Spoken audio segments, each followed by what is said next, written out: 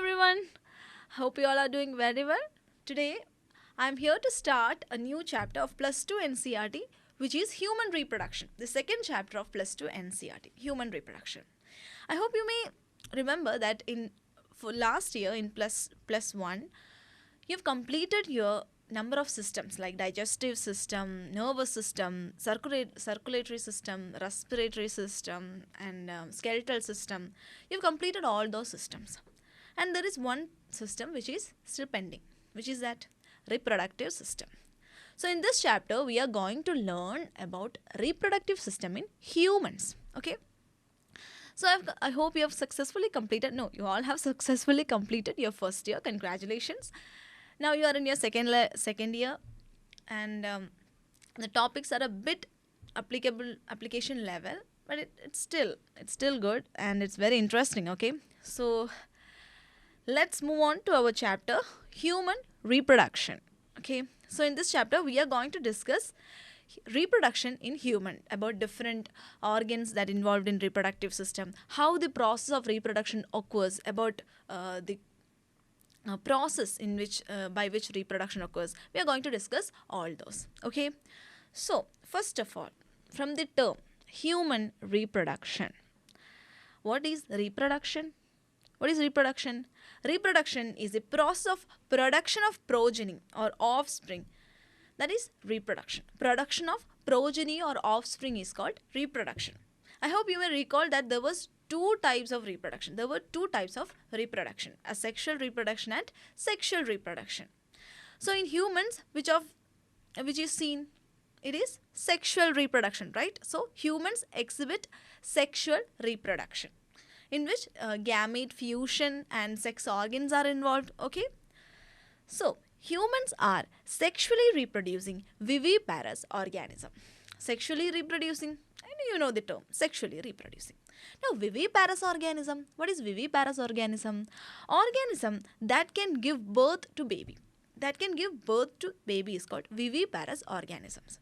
So and also in their case, the fertilization means fusion of gametes. In sexual reproduction, there is two gametes involved. There is a male gamete and a female gamete. Okay, a male gamete and a female gamete fuses. As a result, a single cell called zygote is formed. The male gamete and female gamete fuses. As a result, the first cell, which is zygote, is formed. This process is called fertilization. Okay, so if fertilization and development of embryo, so we get the zygote. So the zygote will develop and it will become like the zygote is embryo. It will develop into the proper baby. Okay, so this process, the development of embryo and the fusion of gametes, which is fertilization. If fertilization and development of embryo occurs inside body of parent, and in which parent? Female parent, right? Obviously. So if development of embryo and fertilization occurs inside the body of parent and the parent is giving birth to the baby, we call it viviparous organism. Okay, so humans are sexually reproducing viviparous organism.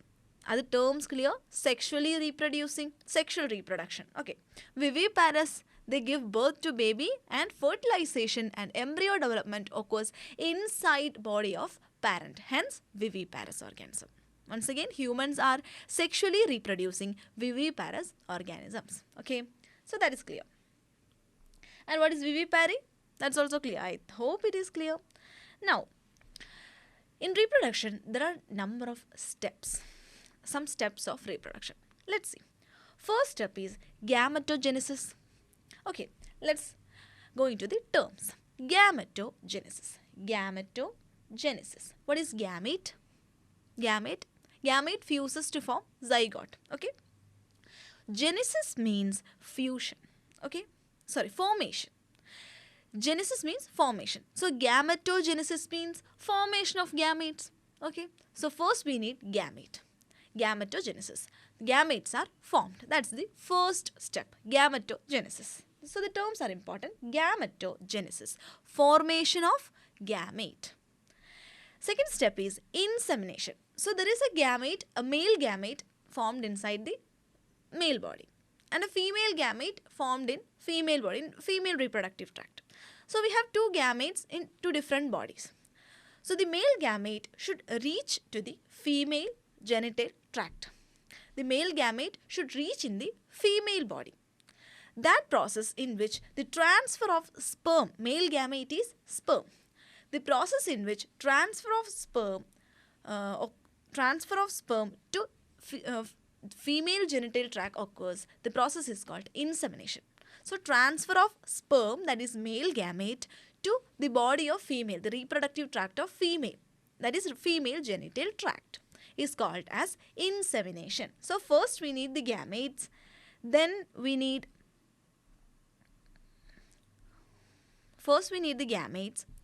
then we need the transfer of gametes. First is gamete formation, that is gametogenesis. Then the sperm should reach inside the body of female, that is insemination. Okay. So transfer of sperm to female genital tract is insemination. That is the second step. Third step is fertilization. What was fertilization? Fusion of male and female gamete. Now the gamete, which is male gamete, the sperm, is inside the body of female. Now inside female genital tract, the ovum, which is already there, ovum and the sperm, which is a newcomer, will fuse. As a result, a zygote is formed. This process is fertilization. Okay. Gametogenesis, insemination, and then fertilization. Okay. The next step is implantation. Implantation means now we have our zygote. Like as a result of fertilization, the zygote is formed. The zygote will undergo division. Zygote is a single cell. Zygote will undergo division. And as a result, number of cells are formed. After a certain stage, the zygote will become a form called blastocyst. There will be some 8 to 13 number of cells. That stage is called blastocyst. Okay. The blastocyst, under the formation of blastocyst, it was free inside the female genital tract. But after the formation of blastocyst, it have to attach in the uterine wall. Okay. Uterine wall is a region of female genital tract. So in the uterine wall, this blastocyst should attach. So the attachment of blastocyst to the female, the uterine wall of female is called as implantation. Okay, once again, now we have after fertilization, zygote is formed.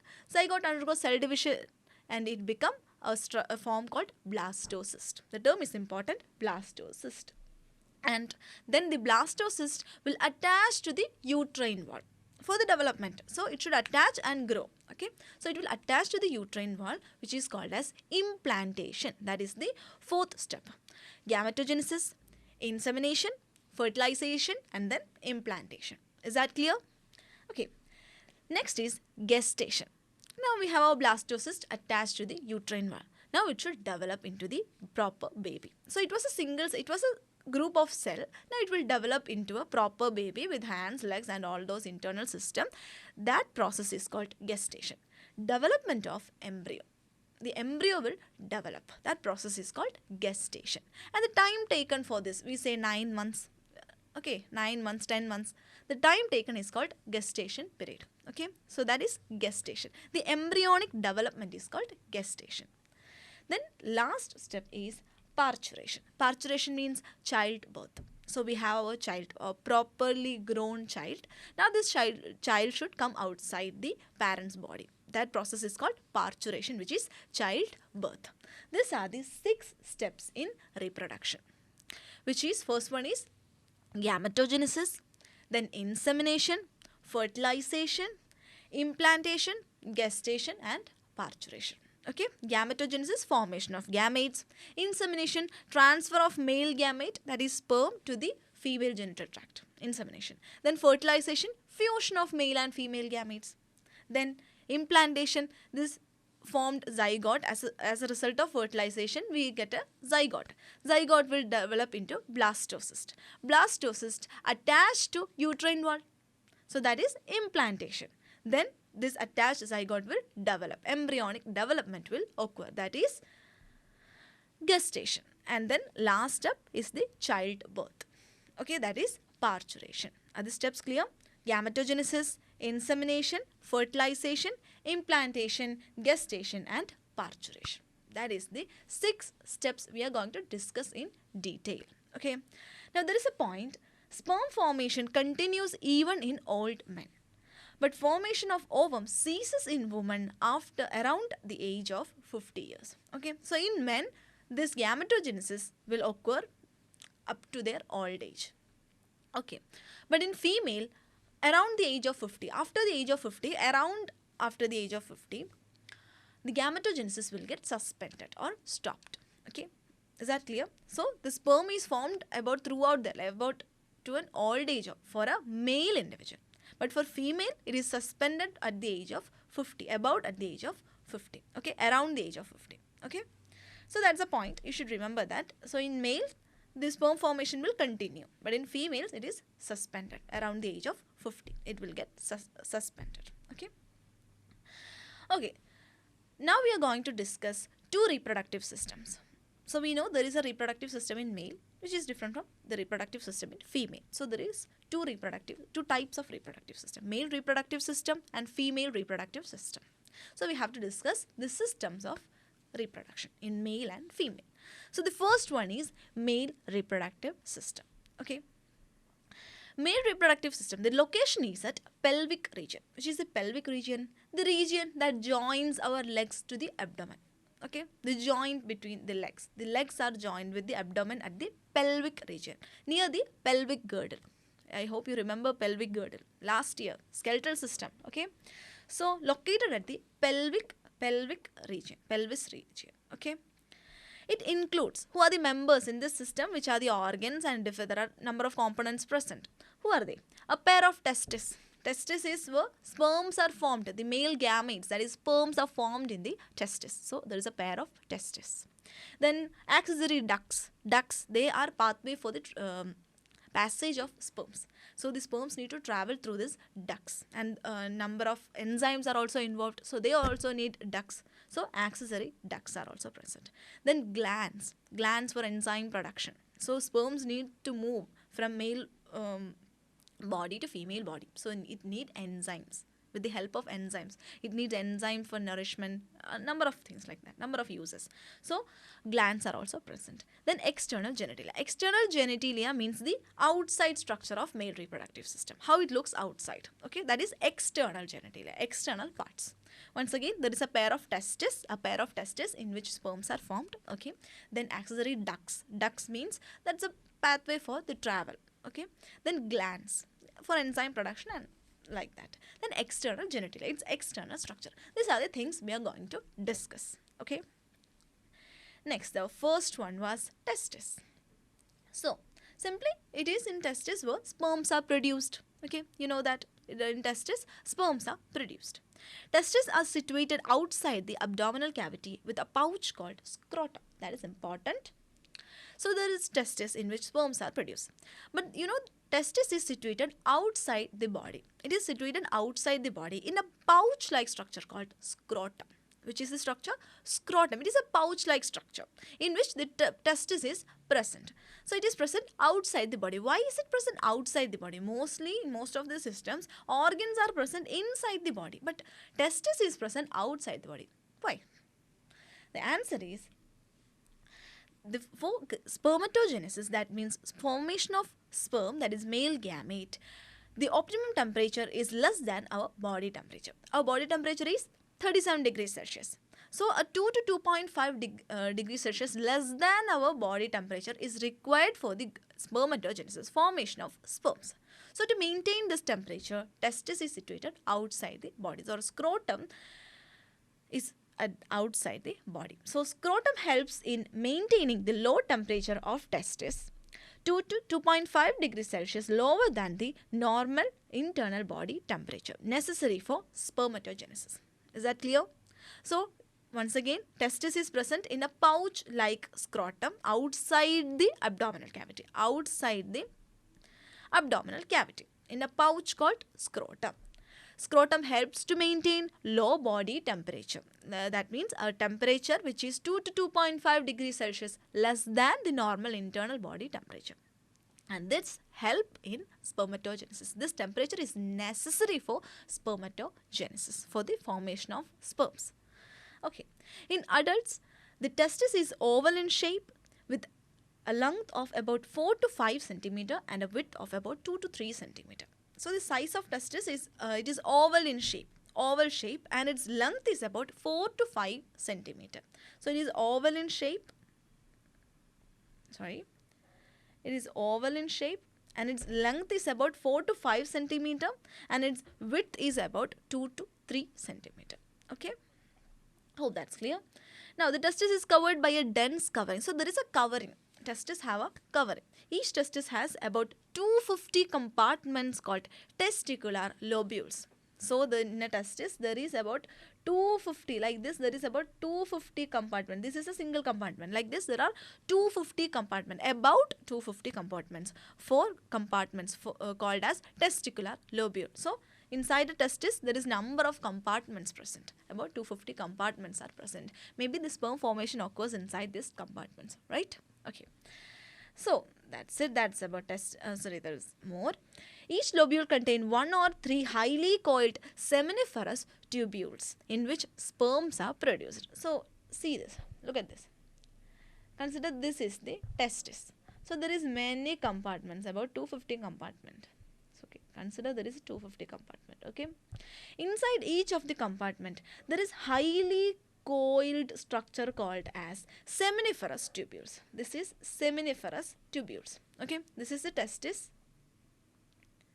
This is the testis, and inside the testis there is number of compartments which is testicular lobules. So this is a single testicular lobule. Testicular lobule. Okay. And inside a testicular lobule there is highly coiled seminiferous tubule. Okay, seminiferous tubule, in which inside the seminiferous tubules sperms are produced. Okay, is that location clear? Sperms are produced inside the seminiferous tubule which is present, which is a highly coiled structure present in a testicular lobule. Okay. Each seminiferous tubule is lined on its inside by 2 types of cells called as male germ cells and Sertoli cells. So inside a seminiferous tubule, it is lined by 2 types of cells. There is 2 types of cells. One is male germ cells. This is male germ cells. And another one is Sertoli cells. Okay. So there are 2 types of cells that lines the seminiferous tubule, which is one is male germ cells and other one is Sertoli cells. Let's see the male germ cells. Male germ cells is also known as spermatogonia. This male germ cell will undergo meiosis. Now you know what is meiosis. Meiosis is reduction division. So after meiosis, as a result, the sperm is formed. So there is male germ cells. It will undergo meiosis and become sperms. Is that clear? It's very simple. Inside the seminiferous tubules, there is 2 types of cells. One is male germ cells and another is Sertoli cells. Male germ cells will undergo meiosis. As a result, it will become sperms. Sperms are formed. Now what is Sertoli cells doing? Sertoli cells will provide nutrition to these germ cells. So these male germ cells need nutrition for their growth. So the Sertoli cells will provide nutrition. Is that functions clear? Male germ cells will become sperm by the process of meiosis, by the reduction division, which is meiosis. And it is also known as male germ cells are also known as spermatogonia. And now our Sertoli cell will provide nutrition. It will give nutrition for the growth of sperms, to the male germ cells, for the growth of sperms. The region outside the seminiferous tubule is called interstitial spaces. It contains small blood vessels and interstitial cells or Leydig cells. It's also important. Leydig cells is also important. So there is a region outside the outside the seminiferous tubule. Now this is the seminiferous tubule. This is the seminiferous tubule. The region outside the seminiferous tubule. So in the testicular lobule, there is seminiferous tubule. There is a region, space. That space is called interstitial space. Interstitial spaces. Inside the interstitial spaces, there are blood vessels. Why blood vessels are? Yeah, blood is needed. And there are a special type of cells called Leydig cells. The term is important. Leydig cells. Leydig cells synthesize and secrete androgen. So what is Leydig cells doing? They are secreting hormone, testicular hormone, that is androgen. So Leydig cells produce androgen. Okay. Other immunologically competent cells are also present. So these three cells are very important. First one is male germ cells or spermatogonia that will produce that will become sperms, sperm production. After meiosis, it will become sperm, first type of cell. Then Sertoli cell. Sertoli cell. What was Sertoli cell? Sertoli cell doing? It is providing nutrition to male germ cells. So first one is male germ cells, then Sertoli cells. Sertoli cells provide nutrition to male germ cells, and then Leydig cells. Leydig cells is present at the interstitial region, the region outside the seminiferous tubule inside a testicular lobule. In that region, there are blood vessels, small blood vessels, and interstitial cells or Leydig cells. And the Leydig cells will secrete androgen or enzyme, the enzyme, testicular enzyme. Okay. So these three cells are very important. I hope it is clear. Sertoli cells, male germ cells, and Leydig cells. Leydig cells is outside the seminiferous tubule and it produces androgen, enzyme called as androgen. Is that clear? Now our next part is accessory ducts. So testis, we have completed testis. Now accessory ducts. What is ducts? The channels, the route, the passages for the movement of this sperms and enzymes, all of them. Let's see. Male sex accessory ducts include rete testis, vasa efferentia, epididymis, vas deferens. So there are 4 ducts: rete testis, vasa efferentia, epididymis, and vas deferens. Simply, I will say the root. Okay. The sperms are formed. The sperms are formed. It will reach into rete testis. From rete testis, it will go to vasa efferentia. Vasa efferentia leaves the testis. So it is like this is the testis. So here there is number of rete testis. Then here comes the vasa efferentia. This is the vasa efferentia. From vasa efferentia, it will reach the epididymis. It is a large duct. It is a large region, which is epididymis. From epididymis, it will go to vas deferens. Okay. This is the image. That should be clear. You will see in the next page. Okay. So let's see. The seminiferous tubules of the testis open into vasa efferentia through rete testis. So through rete testis, it will open to vasa efferentia. So first, the sperms, the seminiferous tubules, from seminiferous tubules, sperms are formed. The sperms will move to rete testis, from which it will reach vasa efferentia. That's what it says.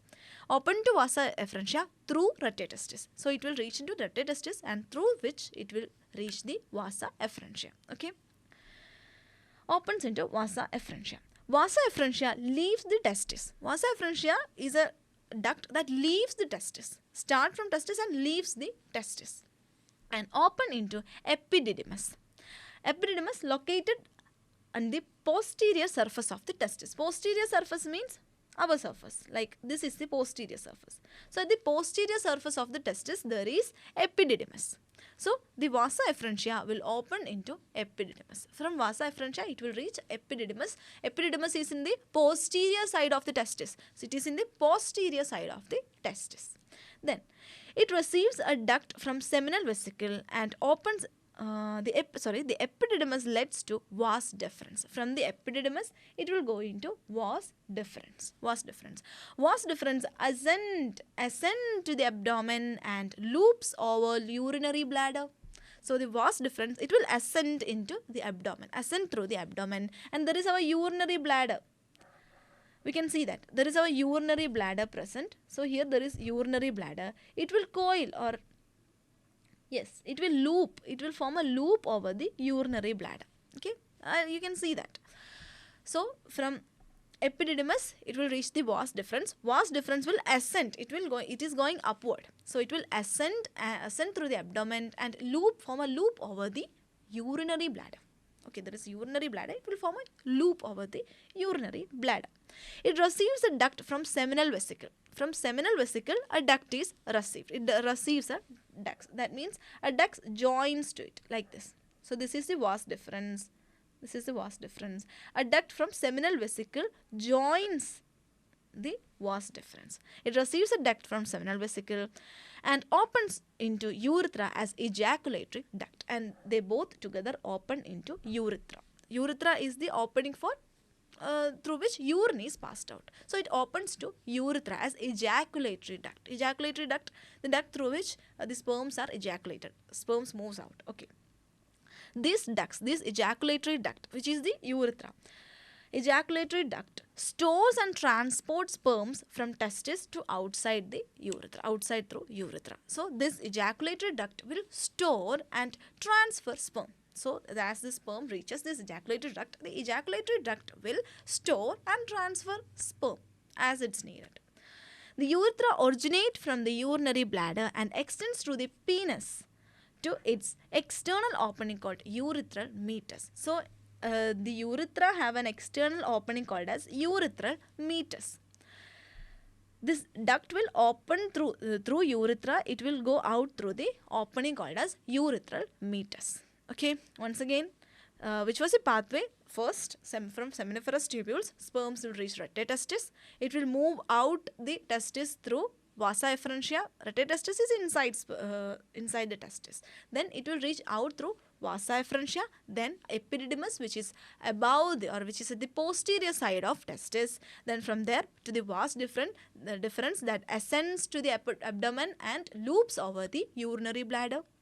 Okay, then from there it will join with the seminiferous tubule, and it will become ejaculatory duct through the urinary through the urethra. Okay, through the urethra, and then through the urethral meatus, which is the opening of urethra, the sperms are moved out. Okay, so let's see. This is the image. This is the picture. Okay, so first we have our rete testis. This is the rete testis, which is inside the testis. You can see that. From rete testis, it moves to the vasa efferentia. From there, it will reach the epididymis. This is the epididymis. You can see a posterior. At the posterior side, there is epididymis. From epididymis, this is the epididymis, and from epididymis, it will move into the vas deferens. Okay, this is the vas deferens. So vas deferens is ascending. Okay, through the vas deferens, it will ascend and loop the urinary bladder. You can see it is looping the urinary bladder. Okay, and it will join with the seminiferous seminal vesicle. Okay, it will join the duct of seminal vesicle. So this is the seminal vesicle. So it have a duct. Seminal vesicle also have a duct. With this duct, this vas deferens will join, and from there it will become ejaculatory duct as it moves to the urethra. So it will move to the urethra, and then at the end there is urethral meatus through which sperms are secreted out. Is that passage clear? Rete testis, vasa efferentia, epididymis, vas deferens, and it joins with the seminal vesicle. Then it will move to the urethra, and at the end through urethral meatus it will come out. This is the passage. This is the pathway. Okay, these are the ducts. These are the accessory ducts. There are 4 accessory ducts. I hope it's clear. Next is external genitalia. What is external genitalia? External genitalia is the external parts. Externally how this reproductive system looks. That is external genitalia. The penis is male external genitalia. So male external genitalia is called as penis. Okay. It is made up of special tissues that helps in erection of penis to facilitate insemination. So insemination, which is the transfer of sperms from male genitalia to female genitalia.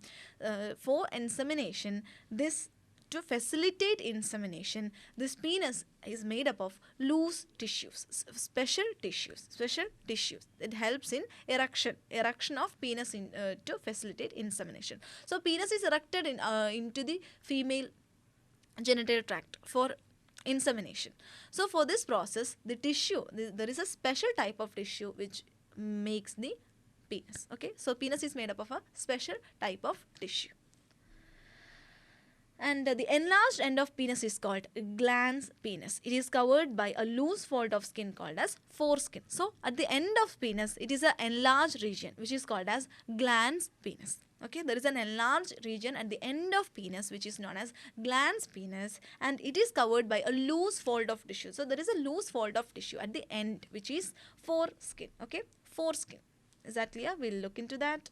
So external genitalia. So there is penis, and there is glans penis. So this enlarged, and you can see an enlarged portion that is called as glans penis. Okay, and the foreskin, a skin that covers, there is a fold of skin, that covers the penis, it is called as foreskin. Okay, foreskin is a fold that covers the end of penis, and the enlarged portion of the end of penis is called as glans penis. Enlarged portion and foreskin is important. Glans penis and foreskin are important. Okay, now accessory glands. Which are the accessory glands? They produce secretions to facilitate the process. Okay. Now, accessory glands. The male accessory glands includes 3 glands, which is paired seminal vesicle. So, there was seminal vesicle that joins to the vas deferens. Do you remember that? Paired seminal vesicle. There is 2 seminal vesicle. Okay, there are 2 seminal vesicle. A prostate and paired bulbourethral glands. Bulbourethral glands. Let's see. Secretion of these glands constitute the seminal plasma, which is rich in fructose, calcium and certain enzymes. So they have secretions. The secretions are rich in fructose, calcium and enzymes. That's it. That's all they are saying. And then the secretions of bulbourethral glands also helps in lubrication of penis. During insertion of penis into female genital tract, the penis should be lubricated. Okay, for the insertion to become more easily, the penis should be lubricated. For the lubrication of penis, there is secretion of bulbourethral glands. So bulbourethral glands have some certain secretions that help in lubrication of penis. Okay, the penis is lubricated with the help of secretions by bulbourethral glands. So there is a general point that secretions contain, all these secretions together contain some fructose, calcium and certain enzymes. Okay, the names are important. Paired seminal vesicle, a prostate and a paired bulbourethral gland. So the secretions together contain fructose, calcium and certain enzymes. That's a point. Then about bulbourethral gland, that means bulbourethral gland have special secretions that helps in lubrication of penis. Okay, so that's also completed. Now, so this is the picture of, you can see the external genitalia. So here we can see this is the penis is given here. Okay, this is the okay, there is a penis. Then you can see urethra, which become the ejaculatory duct also, which is a passage for urine and also for sperms. And then this is the prostate gland. Prostate gland is located below urinary bladder. You can see it is located below urinary bladder. Then this is the urinary bladder. Okay, urinary bladder also opens to the urethra. You can see that. Then seminal vesicle, which is the another gland, accessory gland, that is seminal vesicle. Okay, now this is ureter through which urine reaches urinary bladder through ureter. Okay, that's also clear. Now look at the external genitalia. This is glans penis, that is the enlarged portion is glans penis. Now there is a fold of skin which is called as the foreskin. Now moving to the testis, this is a testis and there is a pouch like structure in which testis is present outside the body, that is scrotum. Okay, now ejaculatory duct, that means ejaculatory duct will join to the urethra. Okay, both are through same passage, like urine and sperm passes through same passage. And then rectum, what is rectum? It is the region where the waste food, after digestion the food is stored in the rectum. So this will become a pathway for the digestive system. From here the digestive system follows the rectum, and then it ends in, and then there is the anus through which excretion happens. Okay, so that's all. So bulbourethral gland, bulbourethral gland that produce enzymes for lubrication is present here. Okay, present below prostate. Okay, is that clear? This is the wall image. Okay. Now, so we have completed the male reproductive system. We discussed testis, and then we discussed accessory ducts, and then we discussed about external genitalia, and at the end accessory glands. That's it. That's all about male reproductive system. Okay, is that clear? Now let's discuss female reproductive system. So reproductive system structures of male is completed. Now female reproductive system. So there is also a certain components, certain parts. Female reproductive system consists of a pair of ovaries. There are two pair of ovaries. Just like testis, it is ovary. Inside testis, sperms are produced. Inside ovary, what is produced? Inside ovary, ovum, which is the female gamete. Ovum is produced. So ovum is produced inside ovary. So there were a pair of testis. Here there is a pair of ovaries. Okay. Now there is a pair of ovaries, a pair of oviduct. So for both ovary, they have a oviduct. So this is the ovary. Look at this. This is the ovary. So there is two ovary, and each ovary have an oviduct. This is the oviduct. Okay. For the passage, for the there is a duct. Oviduct is a duct. And then uterus. Uterus is this region. This inverted pear-like region is called uterus. In uterus, the baby, or it is called a womb, in which the development of baby occurs in the uterus. Then cervix. Cervix is the region. This region which is between vagina and uterus is called cervix.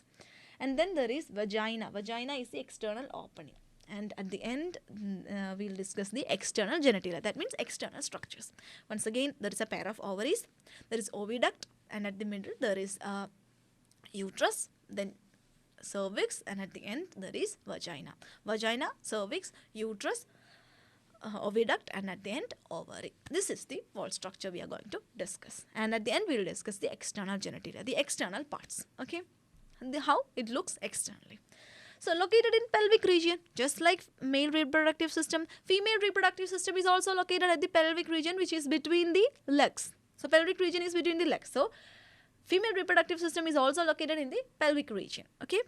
Now these parts of system along with a pair of mammary gland. Yes. In female reproductive system, all these parts plus mammary glands are also involved. Mammary glands, a pair of mammary glands, which is called as breast. Okay. Breast is also involved. So all these parts plus a pair of mammary glands. This forms the female reproductive system. Is that clear?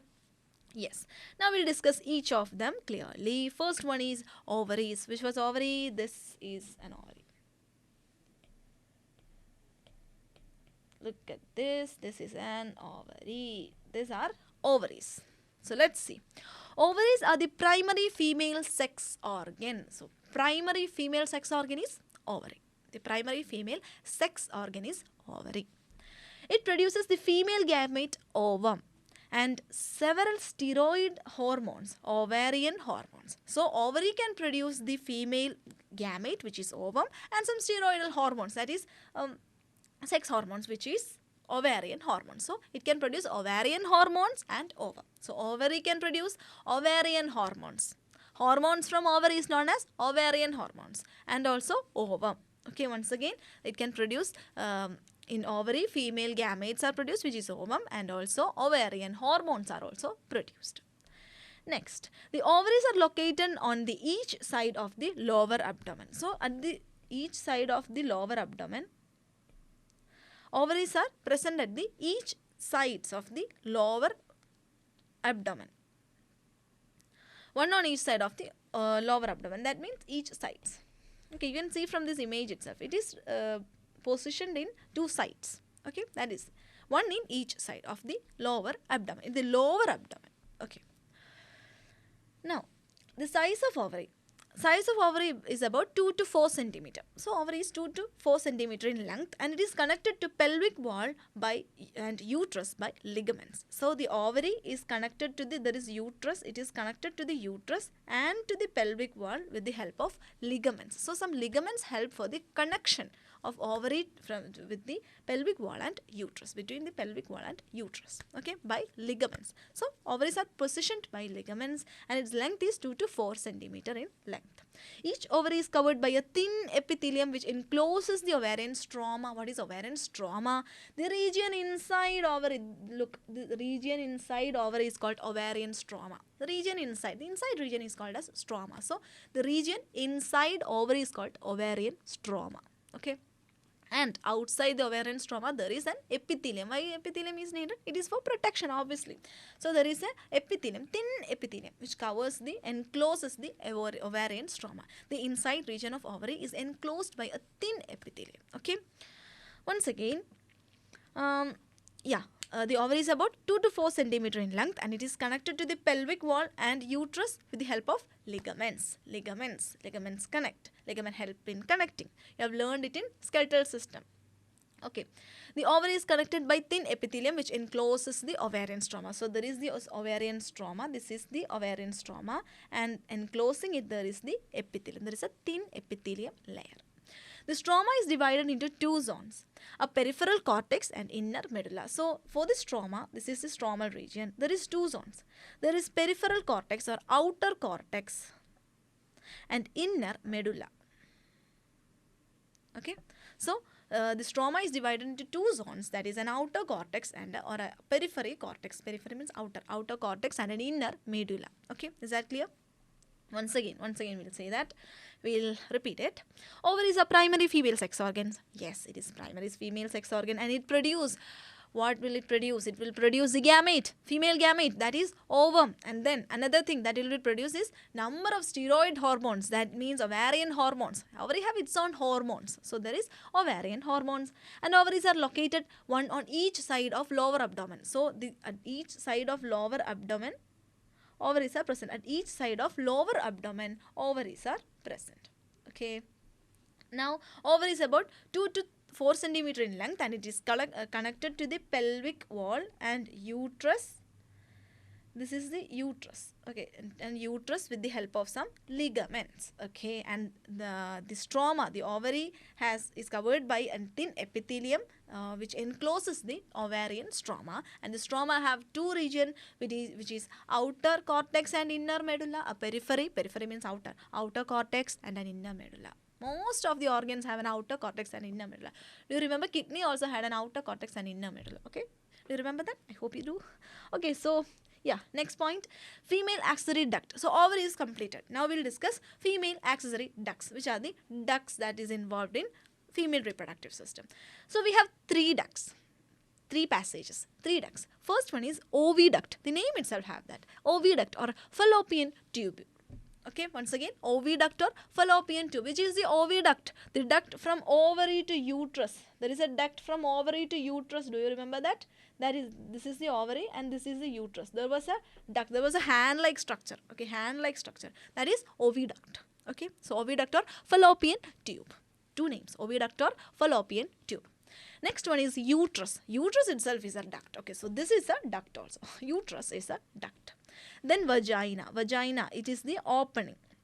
Vagina is the external opening of female reproductive system, which is vagina. It is also a duct. So there are three ducts.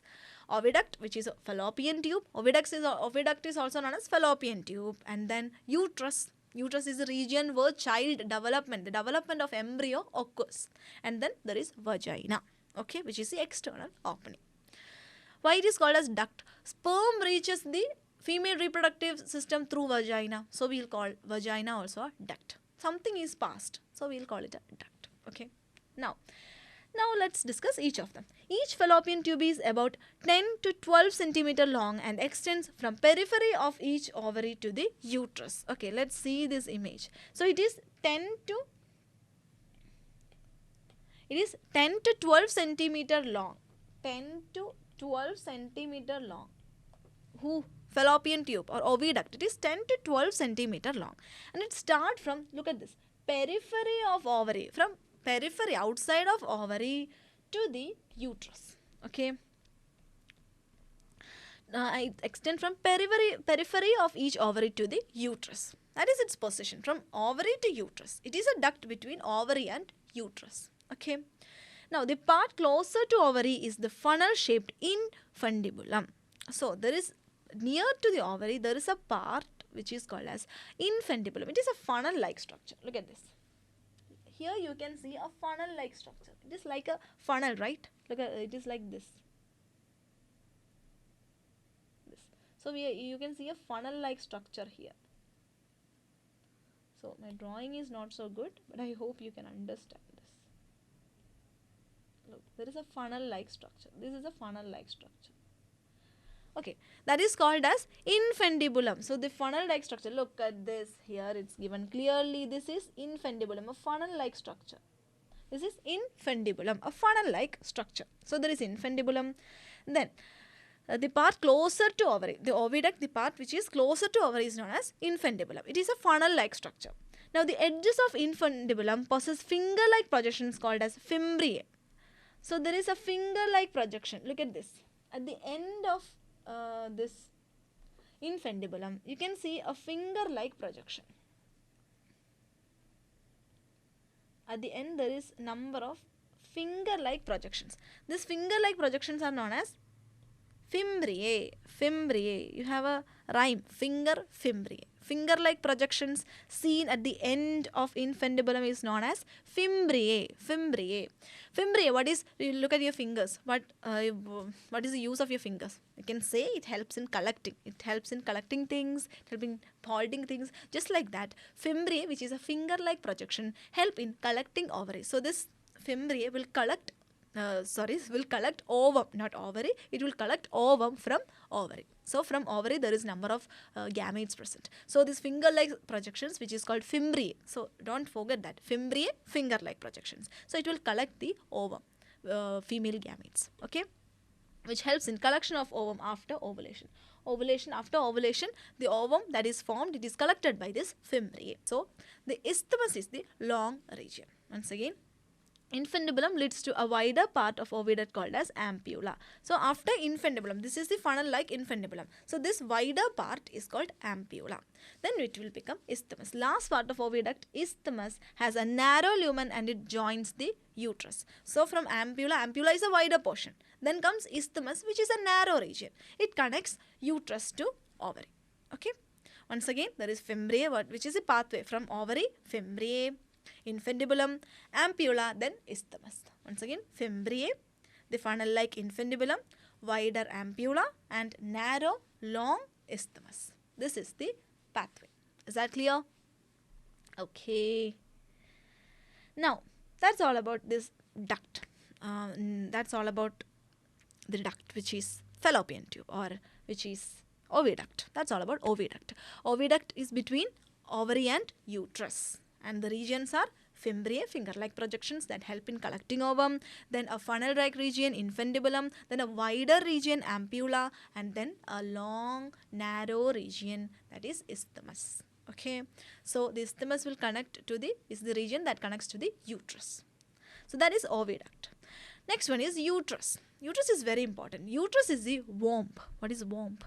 The region where child the embryo development occurs. The child is developed in the womb. The region where the child stays, the fetus will stay. It is the womb. Uterus is, or womb is single. It is a single. It's like the oviduct, ovary, everything was pair. There was two oviduct, there were two ovary, so they were pairs. But uterus is a single womb. It is a single region. Okay.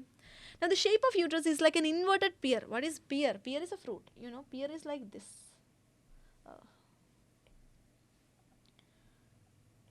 Pear look like this. They say uterus has an inverted pear shape. That means uterus is like this. Okay. So uterus have an inverted pear shape. Inverted pear shape. I will show you that. Look at this. This is like an inverted pear. You can see that. See? It is like an inverted, a pear kept inverted. That is inverted pear shape.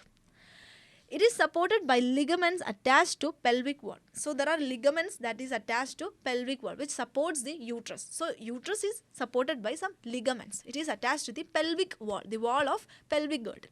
So it is attached to the pelvic wall with the help of some ligaments. Okay. The uterus opens into vagina through a narrow cervix. So I said, as like this is the uterus, and this is the vagina. There is a narrow region through which uterus attached to the vagina. This region is called cervix. Okay, cervical region, cervical canal. And the canal is called cervical canal. This region is called cervix, and this region is called cervix, and this canal is called cervical canal. It's very simple, cervical canal. The cavity of cervix is called cervical canal. Once again, uterus opens into vagina. This is vagina. Uterus opens into vagina through a narrow region called cervix, and the lumen means the inside, hollow inside region of cervix is known as cervical canal. It along with vagina forms the birth canal. So along with vagina, cervical canal with vagina will form the birth canal through which childbirth occurs. That's the region through which childbirth occurs. Cervical canal from uterus to cervical canal to the vagina. This is the pathway of childbirth. Okay. The wall of uterus has 3 layers of tissues. So the uterus wall have 3 layers of tissues. First one is perimetrium, the outer external thin membranous perimetrium. So perimetrium, the outer region is called perimetrium. It is membranous. Okay. It is thin and membranous. Middle thick layer of smooth muscles called as myometrium. So it is made up of smooth muscles. Okay. Middle thin region which is made up of smooth muscles known as myometrium, and inner glandular layer called endometrium that lines the uterine cavity. The uterine cavity, the region inside the uterus is covered by this inner glandular layer. A layer which is glands, there is secretions, all like that. So inner glandular layer called endometrium. So there are 3 regions: outer thin membranous, perimetrium; middle myometrium, middle which is made up of smooth muscles, and then inner there is endometrium. So endometrium lines the uterine cavity. So inside the uterine cavity we can see the endometrium. Then outside there is a middle, outer to it there will be a myometrium, and at the external region there will be a thin membranous perimetrium. Remember the terms from outside: perimetrium, myometrium, endometrium. Perimetrium, thin membranous; myometrium, smooth muscle; endometrium lines the uterus. Okay. Now, the endometrium undergoes cyclic changes during menstrual cycle. You know, during periods, the blood that comes out, oozes out, it is the endometrium. Okay. So, this endometrium undergoes cyclic changes during menstrual cycling. So, there is a pain, there is like very strong pain that occurs due to the oozing or the destruction of endometrium. Okay, so the endometrium undergoes many changes during this whole menstrual cycle. While the myometrium exhibits strong contraction during the delivery of baby, then what is the function of myometrium? The myometrium is the region that shows strong contraction during the delivery of baby. You know, during childbirth, you need to do a lot of pushing for childbirth. So the contraction is done by myometrium. Okay, so once again, 3 regions: perimetrium, myometrium and endometrium. So the endometrium undergoes cyclic changes during menstrual cycle. Menstrual cycle is affected to endometrium. So the endometrium is the blood that oozes out. And then myometrium, it will show very strong contraction during delivery of baby. Contractions are shown by this myometrium. Myometrium helps in the baby delivery of baby. Okay. Now, it's also completed. So, we have completed the uterus. Next one is external genitalia. You know, the external structures. Okay. With uterus, you have also completed the cervix. Okay. Cervix is also completed. So, not cervix. Vagina. Vagina is the pathway through which, sperm enters the uterus. Okay. Sperm enters the female reproductive system. So, that's why it is also a duct. Now, external genitalia, the external structure of female reproductive system, how externally it looks, which are the external parts. Let's see. So, there are a number of parts, which is mons pubis, labia majora, labia minora, hymen and clitoris. That's all. Mons pubis, labia majora, labia minora, hymen and clitoris. Let's see. First is mons pubis. Mons pubis is very simple. It is a cushion-like structure which is made up of fatty tissues covered by a skin and pubic hair. So, pubic hair. The hairs present in the pubic region is called pubic hair. So, the pubic hair is present in the mons pubis. So, this region is a large region which is covered by fat, which is formed by fat tissues. It is a cushion-like region which is covered by some fat tissues, and pubic hairs are also present in this region.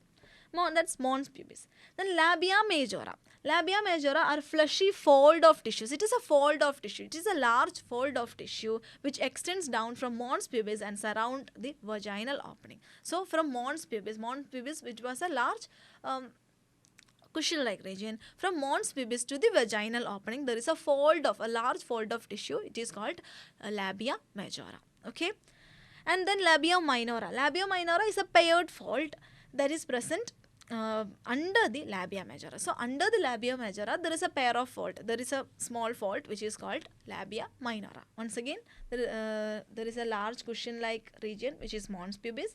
From mons pubis to vaginal opening, there is a large. So this is the vaginal opening. There is a large fold which is known as labia majora. Inside it, there is a small fold which is known as labia minora.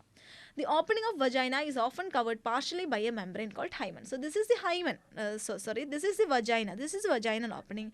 So the vaginal opening is partially or completely covered by a small membrane called hymen. Partially, not completely covered. It's partially covered by a structure called hymen. So there is a hole, there is this vaginal opening. Partially, this vaginal opening is covered by a small membrane called as hymen. Remember this term, hymen. It's important. It's often asked question. I'll say what's the question. Then there is clitoris. What is clitoris? Clitoris is a tiny finger-like structure which lies at the upper junction of two labia minora above the urethral opening. So here there will be the urethral opening. This is the vaginal opening. Okay. So here will be the urethral opening. Above urethral opening, in between the labia minora, there will be a small finger-like projection which is known as clitoris. Okay. Now, which were the region? First one was mons pubis, which is a cushion-like cushion of fatty tissues which is covered by skin and pubic hair. That was the first region, which is mons pubis. Then labia majora is a fleshy fold of tissue, starts from mons pubis to vaginal opening. Then comes labia minora, which is under the labia majora, small fold inside under the labia majora. Then there is hymen. Hymen is the vaginal opening is partially covered by a membrane called as hymen. Okay, a membrane that partially covers the vaginal opening is hymen. Then clitoris. Clitoris is a small projection. It's a small projection present between the labia minora above the urethra. So you know the urethral opening, above the urethral opening between the labia minora, there is a small finger-like projection known as clitoris. And then we have that's the points. Mons pubis, labia majora, labia minora, hymen and clitoris. The hymen is often torn during the first coitus intercourse. However, it can also be broken by a sudden fall or jolt. Insertion of vaginal tampon, active participation in some sports like horseback riding, cycling, etc. In some women, the hymen persists even after coitus. In fact, presence and absence of hymen is not a reliable indicator of virginity or sexual experience. That means the hymen, hymen is a partial covering of vaginal opening. So, hymen is often torn during first coitus. During first coitus, hymen is often torn. Okay. Now, it can also be broken by sudden fall. Due to sudden fall or insertion of vaginal tampon while tampon is inserted, or active participation in sports like horseback riding or cycling, etc., there is chances for breakage of hymen. Okay, it's not necessary that hymen will break only during coitus. It's not necessary. If any other type of pressure occurs, which hymen cannot survive or withstand, it can break. Like horseback riding, during cycling, due to a strong pressure, there is chance for breakage of hymen. So we can't say that in some women, hymen may persist even after coitus, even after their first sexual experience or coitus or intercourse, the presence of hymen is noticed. So we can't say that presence or absence of hymen is an indicator for sexual experience or virginity. We can't say that if hymen is broken, the person is not virgin. We can't say that, because there is chances for breakage of hymen other than the coitus, the intercourse. Okay, so the presence or that's the important point. The presence or absence of hymen is not an indicator, a reliable indicator for sexual experience or virginity. Okay, that's an important point. And the reason, what is the reason? The reason is given above. That is, the breakage of hymen can occur also due to other cases, other chances. And in some people, even after coitus also, hymen can persist. So it is not an indicator for virginity or sexual experience. Okay. Now, let's discuss the regions, the external genitalia. So this was mons pubis. This is the pubic region, mons pubis, which was a fleshy cushion-like region. Large cushion-like region. This is the mons pubis. Now, there is a large fold, which is labia majora. There will be a large fold, that is labia majora. Starts from mons pubis to end at the vaginal orifice. That means vaginal opening. Okay. Then inside it there is a small fold which is known as labia minora. Okay. Under the labia majora there is a small fold known as labia minora. Okay, under the labia majora. Then there is this clitoris. Clitoris is present above the labia minora. Above labia minora, at the middle, above labia minora, there is this clitoris, a finger-like projection called clitoris. Then there is this vaginal opening. So this is the vaginal opening. This is urethral meatus, the opening of urinary urethra. Okay, opening of urethra. So this is the vaginal opening. Okay. Now this vaginal opening will be partially covered by a membrane called as hymen. Hymen also is present. Okay. So clear. And this is the anal opening through which excretion, excretion of digestive food occur. Digested food occur. Not digested food, undigested food. Okay. Excretion of undigested food occurs through anus. That's the anal opening. Is this clear? I hope it is clear. Now the last part. Last part of female reproductive system, we said with all of this there is a mammary gland also. There is a pair of mammary gland. Let's see mammary gland. The functional mammary gland is characteristics of all female mammals. So in female mammals only a functional mammary gland is present. So mammary glands are present in everyone, but a functional mammary gland is present only in female mammals. Okay. The mammary gland are paired structures. Breast that contains glandular tissue and variable amount of fat. So inside these mammary glands there is an amount of fat and there is number of glandular tissues, number of glands. Okay, a glandular tissues that can produce secretions, that is glandular tissues, and an amount of fat. That is the whole internal part of this mammary gland. The cells of the glandular tissue of each breast. So the paired mammary glands are known as breast. So to mammary gland we call it breast. The glandular tissue of each breast is divided into 15 to 12 mammary lobes containing cluster of cells called alveoli. So if this is the mammary gland, so inside the mammary gland there is about 5 to 12 lobes. This is mammary lobes. About 15 to 20, sorry, it is 15 to 20 mammary lobes. Okay. So these mammary lobes are made by some cluster of cells known as alveoli. Now is that clear? From my picture, is that clear? So there is 15 to 20 lobes, which is mammary lobes, and then each of these lobes consists of a cluster of cells. So number of cells together forms a lobe. This cluster of cells is known as alveoli. Okay. The cells of alveoli secrete milk which is stored in the cavity of alveoli. So this is the alveoli. This is the alveoli. In the cavity of alveoli, the alveoli will produce milk. And in the cavity, alveoli will have a lumen, the inside part, hollow inside part. In this hollow part, alveoli, the cavity of alveoli, the milk is stored. So this milk is produced by alveoli and then it is stored in the inside region, the cavity of alveoli. Then this alveoli opens into mammary tubes. So there is alveoli. So there is alveoli. This alveoli will open. There is number of alveoli present. Okay. This alveoli will open into mammary tubules. So this is mammary tubule. Okay. Alveoli will open into mammary tubules. The tubule of each lobe join to form a mammary duct. So number of tubules together forms a mammary duct. Okay. So this is alveoli. So this is mammary tubules, and number of mammary tubules together form a mammary duct. Several mammary ducts join to form a wider mammary ampulla, which is connected to lactiferous duct through which milk is sucked out. So number of mammary ducts together forms an enlarged portion, that is mammary ampulla. Then from there the milk is passed out through the lactiferous duct. These are the regions. So first we have the mammary lobules. So number of glandular tissues are present. They are known as mammary lobules. Mammary lobules are made up of small cells which is called alveoli. Inside alveoli milk is produced and milk is stored in the cavity of alveoli. Okay. From this cavity there is a duct called mammary tubule through which milk is passed to a common duct called mammary duct. Number of mammary ducts together. So from each mammary lobe there will be a mammary duct.